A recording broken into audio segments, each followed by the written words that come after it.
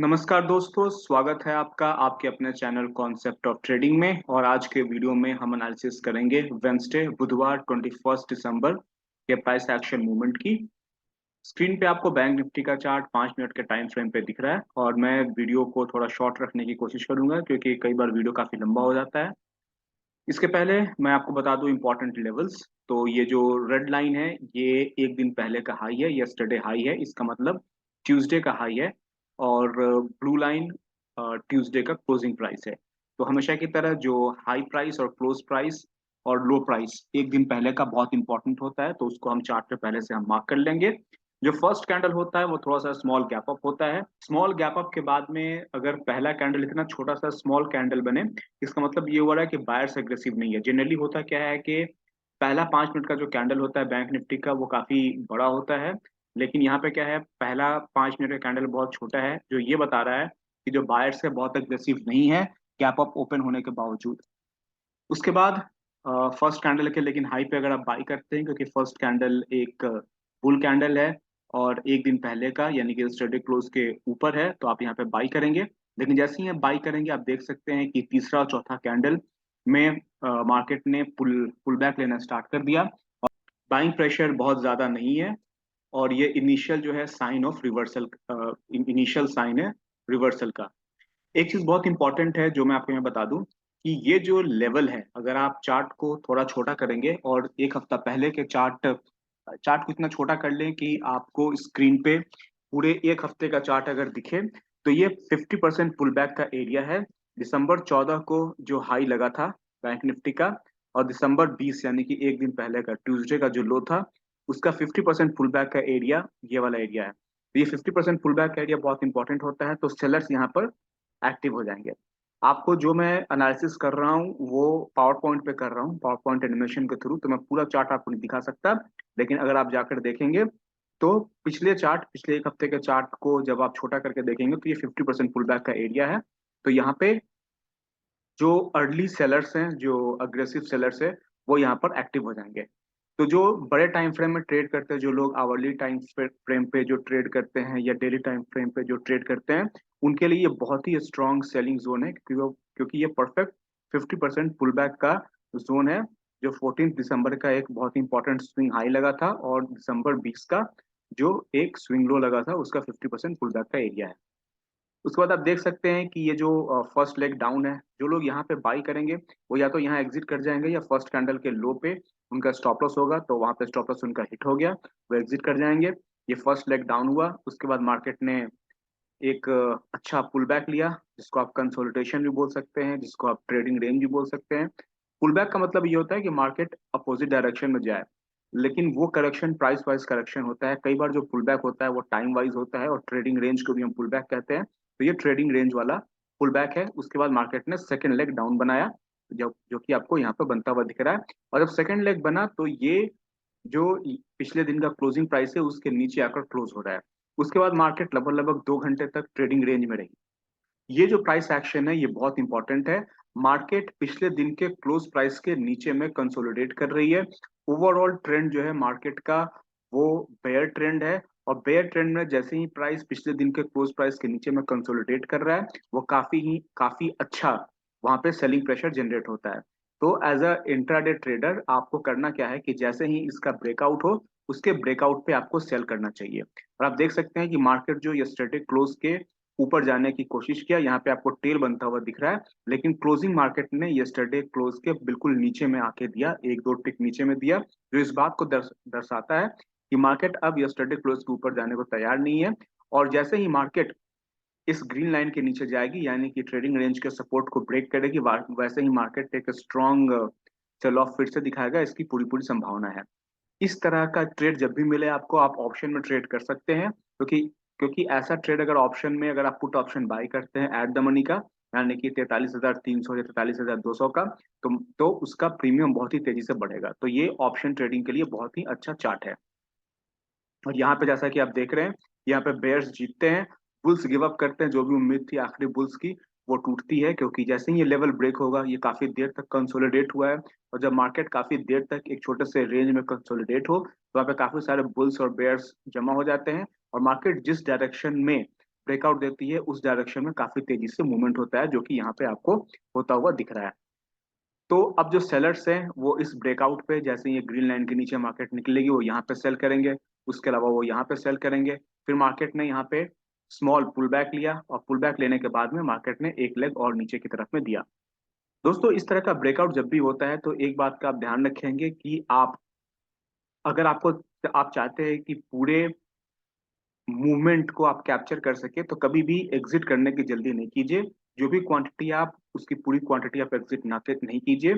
75% quantity को आप exit कर सकते हैं जब भी आपका टेक प्रॉफिट का लेवल आ जाए, तो जब वो टारगेट आपको अचीव हो जाए तो 25% क्वांटिटी को चलने दीजिए, ताकि जिस दिन मार्केट ट्रेंडिंग हो उस दिन आपको बड़ा प्रॉफिट हो सके। बड़ा प्रॉफिट तुक्के में नहीं आता है। बड़ा प्रॉफिट लेने के लिए आपको रोज ट्रेड करना पड़ता है, और जिस दिन मार्केट ट्रेंडिंग हो, ट्रेंड के डायरेक्शन में पूरा प्रॉफिट नहीं बुक करना ही बड़े प्रॉफिट को बुलाता है आपकी तरफ। और ऐसे मार्केट में पूरा प्रॉफिट आप कब बुक करेंगे? जब मार्केट EMA 21 के ऊपर में क्लोजिंग करनी शुरू कर दे लगातार, तब आप मार्केट से पूरी क्वांटिटी को एग्जिट करके अपना प्रॉफिट बुक कर सकते हैं। उसके बाद जैसा कि आप देख सकते हैं कि मार्केट ने एक पुल बैक लिया, फिर से टाइम वाइज करेक्शन हुआ, और यहाँ पे शूटिंग स्टार बन रहा है जो कि EMA 21 के नीचे बन रहा है। तो यहाँ पे फिर से सेलिंग स्टार्ट होगी। मार्केट ऑलरेडी बेयर ट्रेंड में है, आपको यहाँ पर दिख रहा है। आप यहाँ सेल कर सकते थे, यहाँ सेल कर सकते हैं, यहाँ सेल कर सकते हैं। उसके बाद EMA 21 के नीचे प्राइस है, मार्केट बेयर ट्रेंड में है, इस शूटिंग स्टार के नीचे सेल कर सकते हैं। ये बेयर कैंडल अपने लो पे क्लोज हो रहा है, आप यहाँ भी सेल कर सकते हैं। यहाँ तक के प्राइस एक्शन को जानने के बाद में एक बहुत ही इंटरेस्टिंग फैक्ट मैं आपको यहाँ पे दिखाना चाहता हूँ। अगर आप प्राइस एक्शन को बहुत ही डीपली स्टडी करेंगे तो बहुत सारी छोटी छोटी चीजें जो है वो आपको समझ में आनी शुरू होगी। जैसे मैं यहाँ पे एक बहुत ही इंपॉर्टेंट एक प्राइस एक्शन के लॉ को मैं आपको बता रहा हूँ, जिसको मैं 50% पुल बैक कहता हूँ। ये जो लेवल है ये आज का डे हाई है। जो मार्केट सेकंड कैंडल पे, थर्ड कैंडल पे जो हाई बनाया था वो ये लेवल है।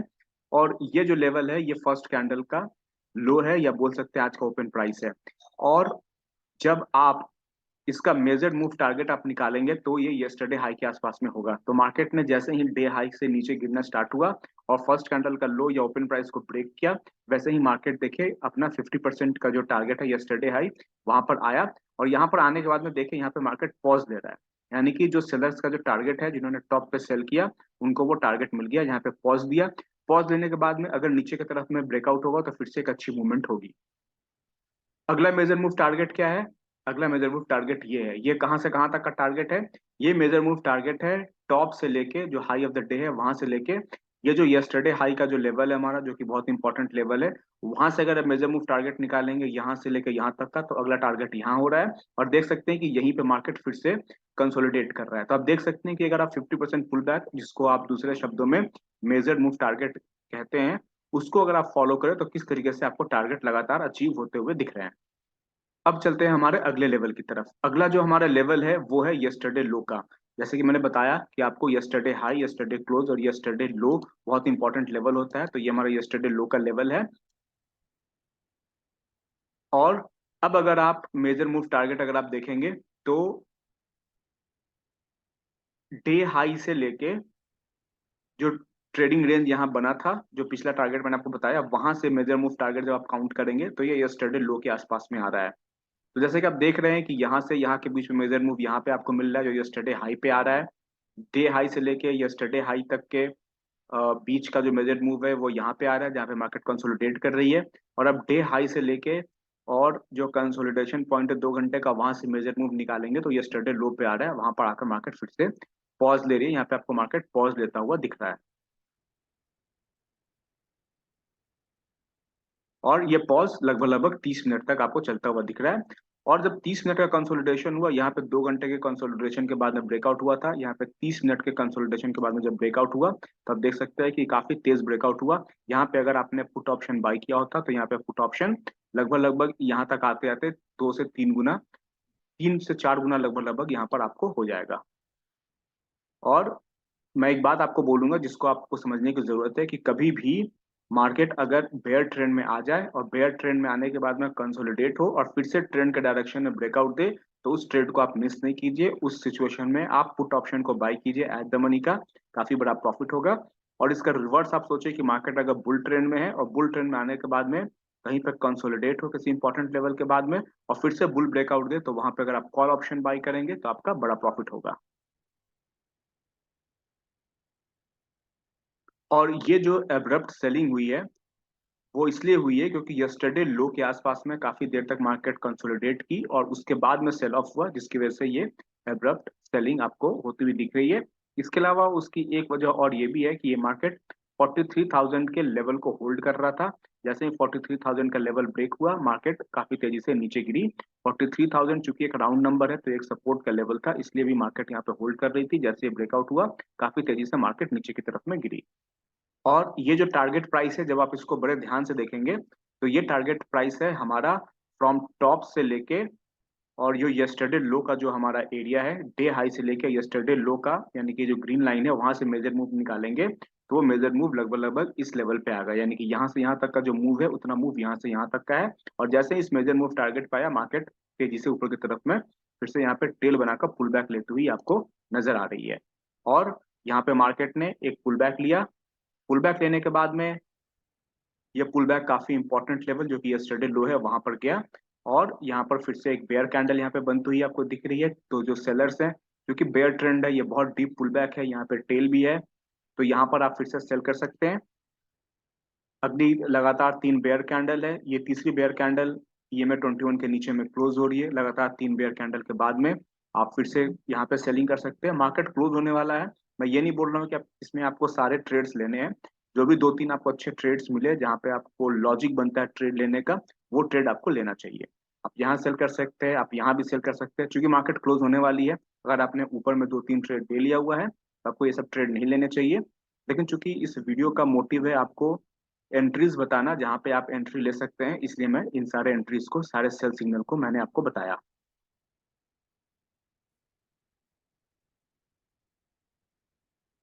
तो इस वीडियो का समरी क्या है, इस वीडियो से हमें क्या सीखने को मिलता है? इस वीडियो से शॉर्ट में अगर मैं उसको समराइज करूं तो हमें ये सीखने को मिलता है कि मार्केट अगर किसी भी ट्रेंड में है, क्योंकि यहाँ पे बेयर ट्रेंड में है तो बेयर ट्रेंड की ही मैं बात करूंगा। मार्केट में एक बार ट्रेंड कंफर्मेशन हो गया कि मार्केट बेयर ट्रेंड में है, उसके बाद मार्केट अगर कहीं पॉज लेता है, आधे घंटे का, एक दो घंटे का, कहीं मार्केट पॉज लेता है, ट्रेडिंग रेंज बनाता है, और अगर ब्रेकआउट फिर से बेयर ब्रेकआउट हो जाए, यानी कि ट्रेंड के डायरेक्शन में हो जाए, तो आपको ट्रेड लेने से नहीं घबराना चाहिए। बिल्कुल उस ट्रेड में मार्केट प्राइस पे पुट ऑप्शन बाई करके एंटर करना चाहिए।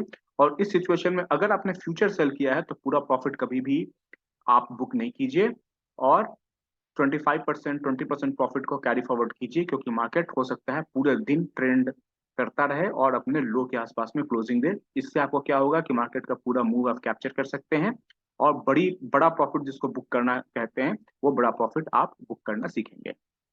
तो ये मेरी एनालिसिस थी बैंक निफ्टी 5 मिनट्स के टाइम फ्रेम में वेंसडे 21 दिसंबर की। अगले वीडियो में हम थर्सडे 22 दिसंबर के बैंक निफ्टी के प्राइस एक्शन की बात करेंगे। तो चलिए मिलते हैं अगले वीडियो में, तब तक के लिए नमस्कार। दोस्तों, आप भी अगर एक फुल टाइम ट्रेडर बनना चाहते हैं तो आप मेरा ट्रेनिंग प्रोग्राम, जिसको मेंटोरशिप प्रोग्राम भी बोल सकते हैं, वो ज्वाइन कर सकते हैं।